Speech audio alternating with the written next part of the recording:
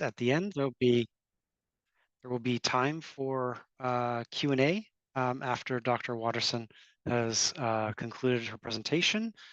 If you can, please keep your audio muted during the presentation. If you're looking for a live transcript, press that button to view closed captioning. And also, if you're into social media, use the hashtag Creminar on whatever platform you're interested in.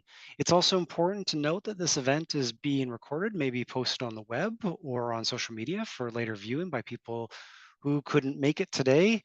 And all participants should be aware that their voice, their video image, questions, and name as entered in Zoom may appear in the recording. And that's it for the housekeeping.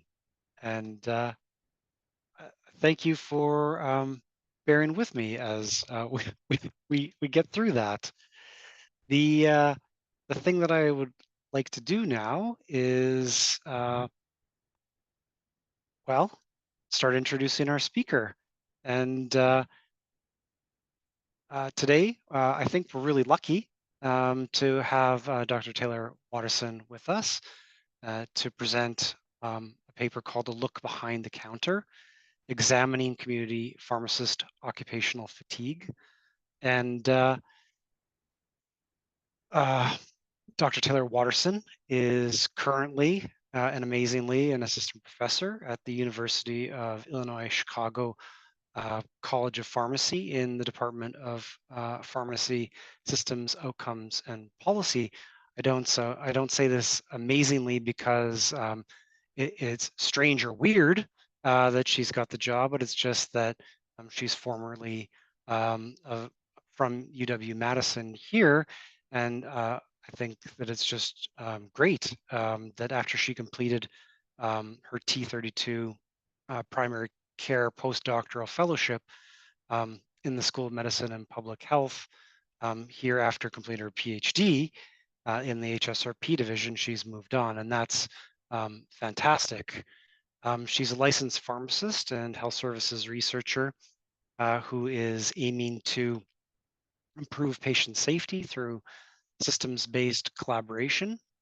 And I just will try to embarrass her a little bit more by noting that she's received funding from the Agency for Healthcare Research and Quality, the National Center for Prescription Drug Programs, that foundation. And she was also a recipient of the NIH Loan Repayment Program REACH Award. So I guess I just wanted to say it's absolutely brilliant that she's with us today, and I'm looking forward to having her speak.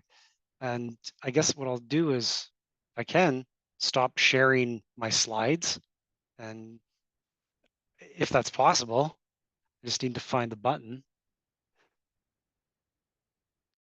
Have I stopped sharing? Thanks. And I'll stop talking as well. Thank you so much for that fantastic introduction. Holy cow, holy smokes, thank you. I am just so honored. Thank you so much to Dr. Rickert and AIHP for just inviting me today. It's an incredible honor, and I am really excited to share the stories of pharmacists today, a view from the past, and engage in the discussion of how community pharmacy can look to the future. Before I get started, I do want to acknowledge that the University of Illinois Chicago rests in the land of multiple Native nations. I want to recognize and honor the Native and Indigenous peoples of the Chicagoland area, the Three Fires Confederacy, Potawatomi, Adawa, and Ojibwe nations, as well as other tribal nations that know this area as their ancestral homeland, including the Menominee, Ho-Chunk, Miami, Peoria, Sac, and Fox. And to move forward and look back, we must recognize the historic wrongs of colonization and state violence, and must listen to Indigenous voices, honor their rights, and work together towards equity and inclusion. So thanks for taking that moment with me. And as an outline of our journey kind of behind the counter, I'll share what I mean by quote unquote occupational fatigue and findings from my research that explored contemporary challenges and fatigue in community pharmacies, especially amidst the COVID-19 pandemic. Now, I am not a historian, but I'll share some stories that I have found surrounding work systems that may have impacted pharmacist or druggist fatigue in decades past. And then I'll set the stage for a discussion around how we can take what we've learned and apply it towards the future, which I'm most excited about. But first, I want to share my story. So, I'm a pharmacist by training, and I knew that I wanted to be a pharmacist from high school. I loved community pharmacy, interacting with the patient, being accessible, and that's what I wanted.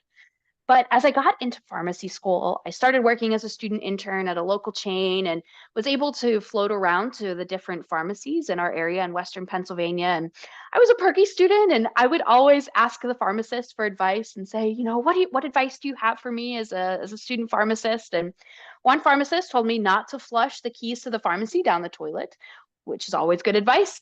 But then another pharmacist looked me straight in the face and said, "Yeah, don't be a pharmacist." And, at that point, I was just kind of trying to laugh it off. But, as time went on, it became very apparent that pharmacists weren't happy. And then before I knew it, I was sobbing, going into my shifts, dreading getting yelled at and feeling overwhelmed. And these pharmacists and me and everyone was just suffering. And, those interactions and those experiences stuck with me, honestly, and led me to ask a lot of questions. Why can there be some days where we can fill 500 prescriptions super easily? It's a breeze. But on other days, we fill 50 prescriptions and it feels absolutely horrendous. Why do some pharmacies hit metrics and others can barely stay afloat? And so these questions fueled me throughout pharmacy school and graduate school, and now as an assistant professor. And I share this story because for me, and maybe for some of you here or for others that are watching this video on YouTube later, this is a really personal topic. It's relatable and it hits home, and it covers a lot of stories that may be hard for some folks to listen to, but I'm grateful to have this platform to be able to share what I found and these stories of others. So, one area of community pharmacists experience that I am really passionate is occupational fatigue. Now, to put very simply, fatigue is your body's biological signal that it needs to rest.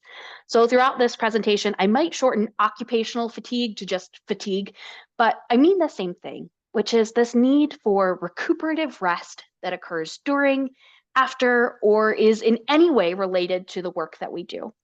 And this fatigue can be described in many ways. There's physical fatigue and mental fatigue. There's acute fatigue and chronic fatigue. There's also active fatigue, which I like to relate to the exhaustion that you feel when you're navigating the Beltline in Madison or 290 in Chicago, and you're trying to manage all of these input sensories, and you're gripping the steering wheel and you're sweating and you just feel exhausted. But there's also passive fatigue, like that feeling when you can't stay awake when you're driving on the interstate between Illinois and Chicago and you have your cruise control on and there's no other cars and you find yourself dozing off. And it can be also described as a general lack of energy as well as sleepiness. But it's also to think about what is causing occupational fatigue? Why does it happen? One way that I like to think about it is a balance between our work demands, that's all the things that we have to do, and the time that we have to do them in, and our capacity to do the work. So that's all the resources that we have, maybe our personal bandwidth or our resources within our work organization. And fatigue occurs when our work demands outweigh our capacity to do the work. We get feelings of that excessive workload, and then we feel, the mental exhaustion or the physical pain in our legs and our knees as a result. So, an example I often give is maybe a pharmacist has 75 prescriptions in their queue and a drive through line backed out the door, and they have a ton of people in the store for COVID vaccines. And on any other day, it wouldn't be a problem. But today it's a problem because last night they didn't get enough sleep. They forgot their coffee on the top of their car this morning and it flew off. They had 3 technicians all call off before 10 a.m. And so now you can see how we've tipped the scale. And we know that fatigue has been studied in other professions like transportation, aviation, and heavy industry, and even nurses and physicians. And it's been shown to have negative outcomes. things like reduced job satisfaction, increased risk for health problems and injuries, and even a greater likelihood of getting into a car accident on the way home from a shift. Fatigue in healthcare professions is associated with decreased reaction time and diagnosis time, increased errors, and overall decreased patient experience. I have to think about, even not in healthcare, but after a long day of meetings, I'm just so exhausted. I don't really want to talk to anyone at that point. But so for employers and organizations, fatigue leads to challenges meeting metrics, quality, and employee turnover. It's been estimated that workers with fatigue cost employers over $100 billion in health related lost productive time a year. So we know that occupational fatigue in these other professions is bad. We might be able to guess that occupational fatigue plays a role in community pharmacists as well. So when I say community pharmacists, like we've talked about yesterday, like we're here for this whole week, what I mean is what people may associate with your quote unquote typical retail pharmacy. Places like your national chains or your small independents, where pharmacists literally have direct access to their patients and their community. And community pharmacists are crucial healthcare professionals, and they've been touted as the most accessible healthcare professional. Especially in Chicago, you can pretty much throw a stone and hit 5 pharmacies on the way. But community pharmacists work in really unique environments. There's this odd mix of healthcare and non healthcare retail establishments. People don't make appointments to go pick up their prescriptions, and there's a drive through, which has been compared a lot to fast food restaurants. There's information coming in from everywhere. You have your drop off lane and your pickup lane and your phone and your faxes and your electronic prescriptions. And it's really hard to predict and estimate work. And let's not forget these pharmacies are usually open for 12 and 14-hour long shifts, oftentimes with just one pharmacist. And so they're usually standing that whole time. Until recently, pharmacists didn't get breaks, so they would go these entire shifts without standing, or with standing, without eating, without sitting, and sometimes they'd even go that entire time without going to the bathroom. And so, especially with COVID-19 and the work demands that are increasing, and given their impact and their role of patient safety, there's a critical need to assess occupational fatigue in community pharmacists. The way that I have used to visualize this problem is by adapting the Systems Engineering Initiative for Patient Safety, or SEEPS framework. And within this framework, we show that there's the work system. At the center is the person, that's our pharmacist, and they're surrounded by all of the tasks that they have to do, the tools that they have access to, the physical, organizational, and external environment that they work in. And then all of this builds the demands and resources and capacity, which then all of that impacts the pharmacist process, which is how they get work done. And then ultimately, that interaction of the person and the work system results in the outcomes, such as occupational fatigue, which can then lead to further downstream outcomes like the patient safety issues, turnover, like we talked about, and burnout. Now, I want to make a quick distinction about burnout. Often the two terms get conflated in the literature, fatigue and burnout. But burnout is specifically defined as a prolonged response to chronic emotional and interpersonal stressors on the job, defined by exhaustion, cynicism, and inefficacy. In relation to fatigue, I like to think of it as a spectrum, but burnout is kind of conceptualized as this result of prolonged chronic fatigue. But it's also the mismatch between the employee and the job that we're doing. Similar to fatigue, burnout occurs when our job demands, and this job person mismatch exceed our resources and our capacity. I also think about it in terms of what it takes to overcome fatigue versus burnout. So oftentimes we consider fatigue as something that can be overcome more acutely. There is chronic fatigue, but some sort of rest. It's our body's biological need for rest. So whether that's a break or a good night's sleep or a long vacation, usually you come back feeling rested and restored. On the other hand, with burnout, you can't overcome that, longstanding mismatch from a good night's sleep or meditation. Oftentimes going on a vacation and then the thought of coming back to the job makes it worse. And so you can see how there's a little bit of a distinction there. So I am focusing today primarily on fatigue, but some of it blends together. But ultimately, this framework and this kind of way of thinking about fatigue has led us to research questions like how can we describe and measure occupational fatigue in this population, which I've done. But what I think is more interesting and what I'll share a little bit of today is what personal or work system characteristics cause or lead to fatigue, and what factors help or prevent or prevent fatigue, or even help those individuals to cope with fatigue. And so that led to a study that I conducted with community pharmacists who were practicing in Wisconsin. Subjects were recruited via Pearl RX, which is Wisconsin's practice-based research network. And I was interested in pharmacists' subjective experiences of fatigue and the factors that impacted these feelings. So I conducted interviews with pharmacists, and the interviews asked participants questions about fatigue, including changes or feelings they noticed over the course of the workday. But I asked about these things also asked about things at work or at home that promoted these feelings or also mitigated these feelings. Conducted 39 interviews, and our participants were mostly white women in their 30s. And most of the participants worked in either a national chain or independent pharmacy and worked 9-hour long shifts on average. The participants' pharmacies filled an average of 400 prescriptions a day, but the prescription volume ranged. So one independent pharmacist filled 17 prescriptions a day versus a national chain that filled 1,500 prescriptions a day. So again, there was a bit of a range there. And then to identify the work system factors that were impacting fatigue, again, I used that SEEPS framework that I showed you earlier to identify those personal characteristics, the tasks, the tools and technology, the organization factors, and the physical environment and external environment that all impacted fatigue. And so I'm going to be sharing today a series of quotes that I thought were impactful of these pharmacists sharing their experiences of what factors impacted fatigue. So starting with the person, there were a variety of personal factors like age, history of injury, general disposition. But what I thought was interesting was the mention of family and children. Like pharmacist 12, who shared, it's also helpful to find stuff outside of work to help you cope with the things inside of work. Having my family time with my kids and finding activities to do on my days off. I have 2 young children, so if they don't get a good night's sleep at home, I know that affects me too. So it's interesting to me that their children are helpful to cope with these feelings of fatigue. But if their children don't get a good night's sleep, well, that can impact their feelings of fatigue, even at work. With regards to tasks, there were a lot of tasks that were mentioned, and it often related to the type and the variety of the volume of tasks impacted fatigue. Like pharmacist 36, who said, when there's a lot of prescriptions coming over, I get really stressed out just seeing the backup. When I can see there's 50 prescriptions I have to review before they can even be filled, I think that's really mentally exhausting.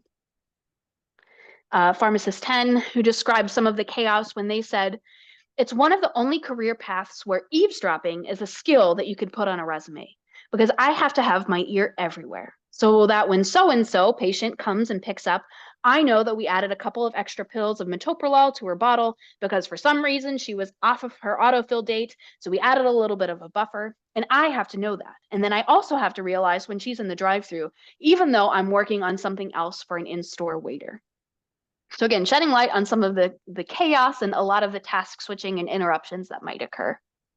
And a final quote from the task, pharmacist 9, who stated, we've been doing, since the pandemic started, curbside pickups. And those are really, really frustrating when you're already short-staffed and you don't have the time to have someone go all the way outside and leave the pharmacy for 5 minutes per curbside pickup. So whenever someone does do one of those, we'll joke around saying, oh, maybe I'll get lucky. I'll get hit when I'm out there so I can take the rest of the day off. Now, in this context, the pharmacist was talking about, their dark sense of humor, but still, the fact that you're joking about being hit by a car so that you don't have to go back into work, it's not nothing. So with regards to tools and technology, the most common tool cited as fatigue inducing was the telephone, that it never stopped ringing. But interestingly, several participants mentioned a central call center, which is where pharmacy staff members in another building would answer the store's phone calls, queue prescriptions, or triage work.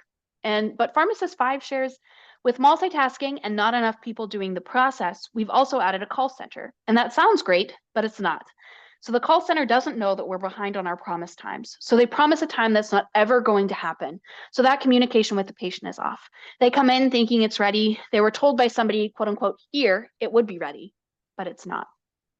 So again, highlighting how these tools and technologies that we implement in theory to hopefully combat fatigue can sometimes be fatigue inducing when they're not done either appropriately or without a lot of thought.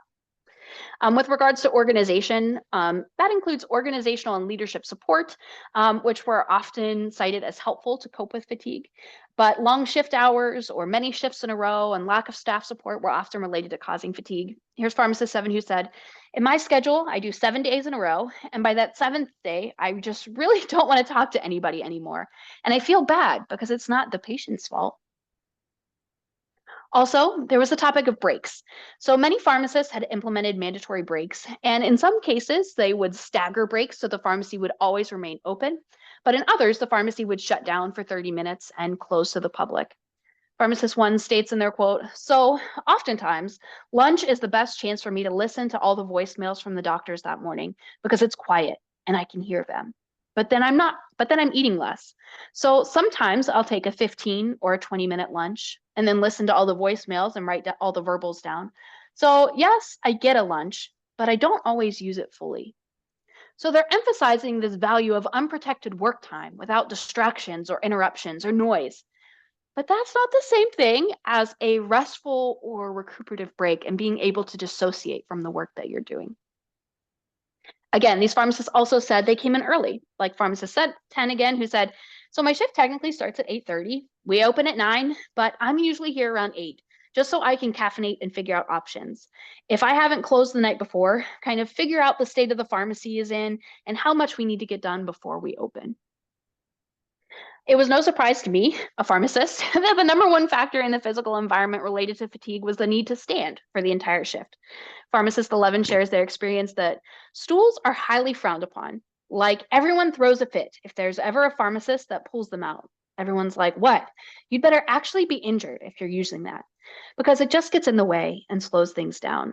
And the way our counters are, it's not good for sitting. And now for the external environment. This is essentially everything outside of the pharmacy organization. Things like federal policy, associations, reimbursement, things that are often out of their control. And for the pharmacists during the time of my study, that was the COVID-19 pandemic. A pharmacist explained, and I mean, definitely the COVID-19 vaccines have added an extra level of crazy, just because we had barely gotten through the rush of flu season when COVID-19 boosters came on. Still doing first doses for people who are very upset that they're having to get first doses. That's hard emotionally. And they highlight this emotional toil of having to be the provider of a vaccine for people who didn't want it, but were often required. I do want to share a couple of more quotes regarding COVID-19 because I think, and I'm grateful, but I had this unique opportunity to conduct this study during the global pandemic. And so recording and sharing some of the voices of these pharmacists, I think is a really unique opportunity. Like pharmacist 12 who said, yes, we are doing COVID-19 rapid testing at my pharmacy. So that's all through the drive-through. So either me or a tech, whoever is helping drive-through at the moment, will instruct the patient how to do it. And then the tech has to go run them. So that takes the tech out of the pharmacy for several minutes, which sucks, honestly. And then finally, pharmacist 17. But COVID is not going away. And this demand for vaccine and the changing role of the pharmacist and community it's going to be there, especially as a vaccinator. I don't know if Wisconsin law will change to give more responsibilities to a pharmacist, more demands to a pharmacist. But I am curious if, as we changed more to a clinician out of a dispensing role, how retail is going to take that. And I feel like it's not set up. It's not quick or fluid to adjust. So I feel like in the next couple of years, there may be some challenges for retail and community pharmacy to go through. This pharmacist touches upon the idea that community pharmacy is not quick or fluid to adjust. And they had gone on further, actually, after this quote, to describe the impact of payment models and being reimbursed for services, and the disconnect between what they're trained to do clinically and what they want to do, and even what they get paid to do. So my work to date has kind of highlighted that fatigue and occupational fatigue, although conceptualized as an individual problem, is often the product of a much bigger, complex, and multidimensional system. All of the tasks that pharmacists have to do impact how they feel and how they internalize that, and then also what they take home. So therefore, to solve these problems today, we need bigger, somewhat complex, multidimensional solutions. So this bundle shown here is referred to as a fatigue risk management system, or FRMS, and where we can decrease the demands, we can increase the capacity, and bring that balance back into balance. And maybe we can't do that, but maybe we need checkpoints in place to keep our patients safe when we are inevitably fatigued. And last, and kind of least effective, yet so often the strategy of organizations and associations take, is education on personal strategies. Get a good night's sleep, meditate. That'll help with your fatigue. And so, this might look like changes to scheduling or shift length or opportunities for sitting or movement. I talked to someone once who said, so the answer is just getting pharmacist chairs. Said, well, I mean, it wouldn't hurt, but but probably not. I think it's a little bit deeper than that. The diversification of tasks and opportunities to focus on specialized clinical tasks that bring more enjoyment or fulfillment, but also maybe centralized call centers or verification or dispensing centers, incorporating frontline perspectives to make sure that they're implemented correctly. But what I was interested in when I was kind of asked to do this talk today was really thinking about, was it always like this? Was community pharmacy always in this kind of level of chaos?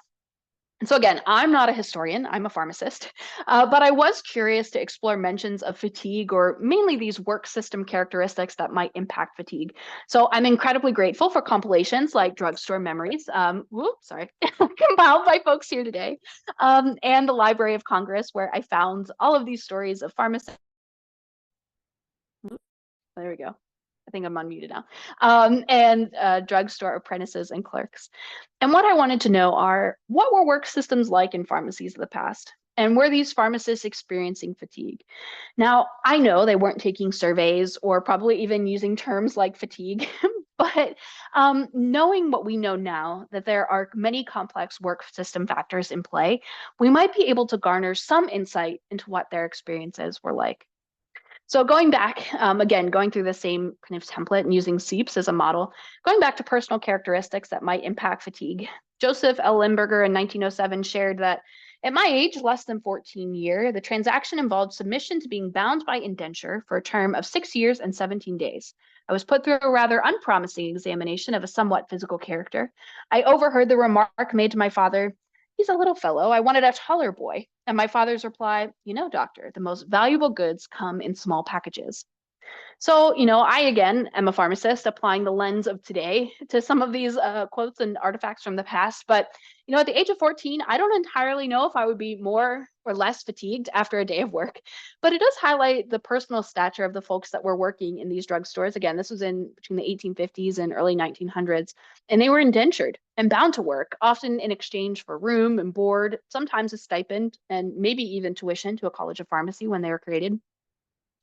As far as tasks, in a commencement address in 1894, John A. Dadd shared with regards to these tasks that labor was not divided into departments. You are obliged to act as porter, errand boy, and prescription clerk, clean windows, trim oil lamps, sweep the store, pack goods for shipping, sleep among the barrels of sugar chests of tea boxes and boxes of drugs. In fact, make yourself generally useful, measuring molasses, counting candles, putting up soap, and compounding a prescription when required. So these staff members were still completing a wide variety of tasks and sleeping in the stores themselves. I used to make jokes that I should just sleep in the pharmacy underneath the counter, but I can't say that I ever actually did it. But I also think it's interesting, in current day, it's tragic when someone has to leave the pharmacy or run COVID tests. And here, these pharmacy staff are out running errands, which again, I think is just an interesting contrast. One of the most interesting tools that I found related to fatigue was the quote unquote night bell. George Bailoff shared in his account, "I even installed a night bell and answered quite a few calls when we lived above the store. One morning, about 3 o'clock, the bell rang. To make sure of waking me, an elderly lady pounded at the apartment door and said, 'I have 2 prescriptions, please come down.' Well, 2 prescriptions amounted to 70 cents. Who could resist? Half awake, I opened the store, put on the lights, and was ready to go to work." And then he went on to share that the person actually didn't have prescriptions, but just wanted to buy some licorice. So my first response was to think, wow, people haven't changed. I once had someone come through my drive-through right at close. We had already locked the front door, and I had known this customer, and she was coming through the drive-through, and she asked if I could go out and grab her a Diet Pepsi so that she could take her medicine. And I said, well, Diet Pepsi isn't always the best thing to take your medicine with, but sure, I'll go out and grab you a Diet Pepsi. I want you to take your medicine. And then I came back and she was like, oh, and can you grab me some toilet paper? And I said, okay. And then that turned it into like a whole laundry list of shopping. So again, my purpose of this anecdote was to say like, well, people haven't changed. But also, I can't say that I would want someone filling my prescription at 3 a.m. if I knew I had just woken them up, but neither here nor there, I suppose. With regards to organization, there's a common theme that we talked a lot about yesterday as well as pharmacy as a business, not always as a profession or a healthcare professional, but as a business. And this was evident in Farrington's 1922 book, Getting More Drugstore Business, where they describe an entire chapter surrounding does closing early pay? So I'll share just a few excerpts that I find interesting. Drugstores keep open longer hours than other stores. They're expected to do so. In the cities, there is no thought of their reducing the open hours to any great extent. Perhaps the public would object if they did. The druggist clerks think they're having it a good deal harder than clerks in adjoining stores because they have to work longer hours. The poor druggist gets it from all sides. Obviously, it is better business for the druggist to keep open evenings as late as he finds business comes in a profitable quantity, considered on the average, but it is equally obvious that there should be an effort to lessen the working hours of the force when they are long and wearying. A little adjustment to the schedule so that no more help will be retained at night than is necessary will help matters. And then finally, keeping open as long as there is a profitable trade coming in means more net return because it means no more overhead expense. You can't take in any money with the door locked. Arrange your plan so that you and the force will work less hours, but do it by dividing the responsibility between shifting the hours of work rather than by locking the door. So even in the 1920s, long store hours were a business decision that still pervades today. And it is interesting to note that the impact of these, that they did note, right? They said, when individuals were long and wearying, so that they note the impact that these long work hours can have on staff and the importance of shifting work. With regards to the physical environment, characteristics that might impact fatigue, John F. Hancock describes the pharmacy itself as the prescription counter was placed in full view of those in the front room, but sufficiently retired to avoid conversation while prescriptions were being compounded. So, in my study, often pharmacists would cite interruptions, task shifting, and eavesdropping. So it's interesting to note that it was mentioned, kind of in this account, and John F. Hancock, who was, practicing between the 50s and 1850s and 60s, they mentioned that there was this idea of being undisturbed and avoiding conversation and kind of setting themselves back in this air of professionalism that needed to be worked kind of in this zone of uninterruption, which again is an interesting contrast to kind of where we are at today. And finally, with regards to the external environment, I want to share Edward Parrish's 1856 proceedings to the American Pharmaceutical Association regarding pharmacy as a business. The profits of retailing medicines have diminished by the increased cost of the retailer, while the tendency under the spirit of competition, without the restraints of a just and wise conservatism, is to lower the prices charged and to bring the business down to the level of a trade and a poor one at best.